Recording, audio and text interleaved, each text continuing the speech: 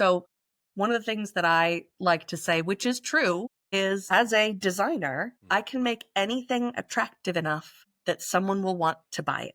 You were talking about the guardrails, the classic things that people start with when they're trying to make decisions. And one of them that really bothers me because people get it at the wrong point. Client profiles, target audience profiles.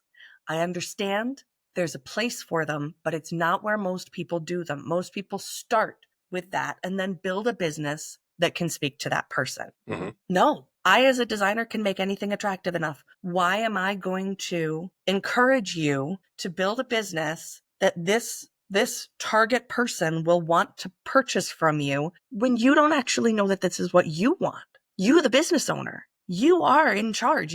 This whole thing is supposed to be built around you. The whole reason this business exists is because of the human being inside of it. So don't start with the client, start with you. And how that works into having a business that works for you.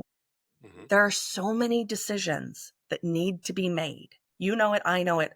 There are so many decisions that need to be made every single minute of every day for business owners. And some are big and some are small. And your brand should be making those decisions with you and sometimes even for you.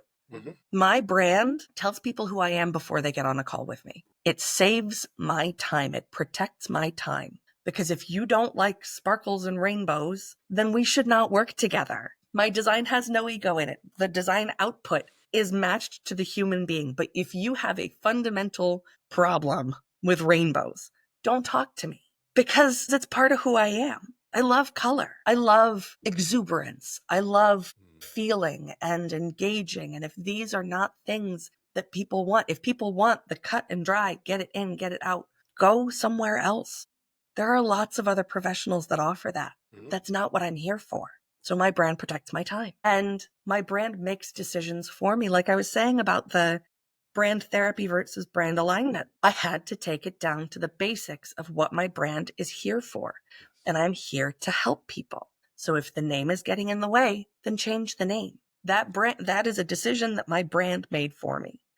I didn't have to fret over it for days, weeks, months. I didn't stay stuck in my ways or in this awful place of indecision because my brand made the choice for me. It's just your brand, our brands have the capacity to accomplish so much and to be active and engaged team members. Sean, you do it all the time with systems and setups and purpose. And for me, it's the passion and the design. We both work with passion, but using different methods to accomplish the same goal, different tools to accomplish the same goal. Absolutely. This is one of the reasons why I'm of the mindset that nobody is competition because we all do things a different way. I am not meant for everyone. What I tell people is I am an acquired taste, not a required taste.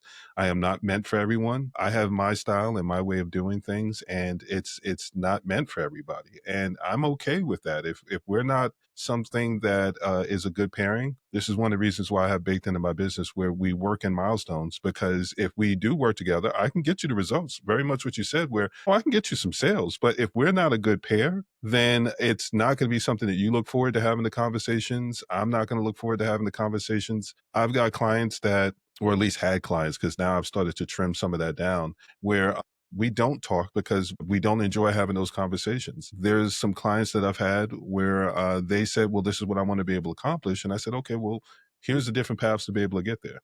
And then they pop up with one that is just totally random and out of the blue to go, okay, clearly you spoke to someone and they gave you this advice. So you didn't necessarily come to me for a recommendation. You came to me for agreement. And if you want me to just be the person to implement something that you're giving me, then that's instructional. You're not looking for a strategist. You're looking for a virtual assistant or someone that just will follow the instructions that you give them, regardless of whether or not they think it's going to be able to get them the results. As I'm getting a little bit older, I'm realizing that I'm very mindful of my time more so these days. Don't want to put time into things that don't breed results. Because I'm solution orientated, somewhere in there, I can see myself getting frustrated. I tell a joke that there's a friend, she said, if you give somebody directions to Central Park and they get lost and they call you up and they say, yeah, I got lost and now I need you to tell me how to be able to get where I'm going. she said, before you give them the answer, you're going to scold them because you gave them clear directions and they decided that they didn't want to do it. So Mhm. this is where authenticity comes in. I had to recognize that about myself, because when she said it, I was like, no, I'm not that bad. Then I thought about it to go, Yeah. I probably would. Yeah. I probably would, because I would be a little irritated to go, I know I gave it thought. I gave you clear directions, and somewhere in there, you decided that you want to do something a little bit different. So now I have a conversation where everything that I built, and this is part of alignment and everything that we were talking about, where we're making pivots. I realized that people don't necessarily want step-by-step instructions. They want guidelines. They want someone to be able to allow them to still be owners of that idea that they have in their head, but they still want to be able to be guided. They just don't want to be told this is how you have to do it, because then it stops being theirs. And they're already dealing with that when it comes to the audience.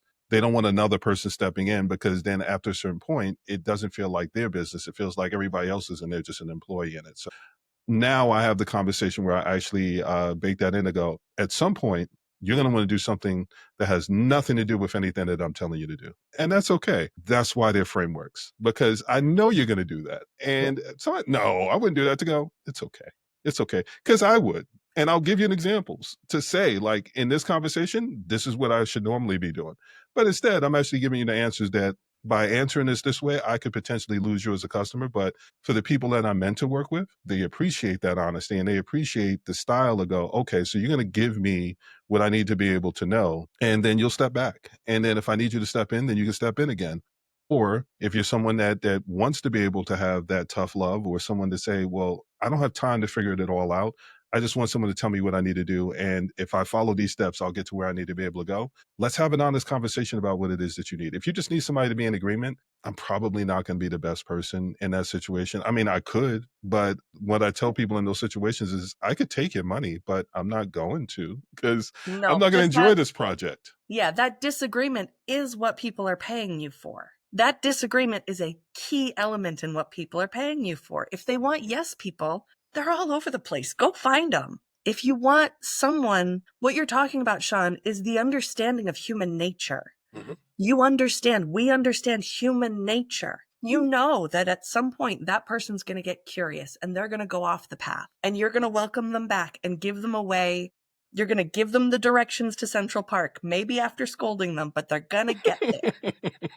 For me, I understand so many people come to me having been burned, having had a bad experience with another designer. And I never let that be a disqualification. It would be really easy to say, well, you're probably just really difficult to work with and it's probably your fault. No, no. There's probably a whole world of emotional stuff happening that neither person in that arrangement realized was going on. And Mhm. I have the ability to parse that out.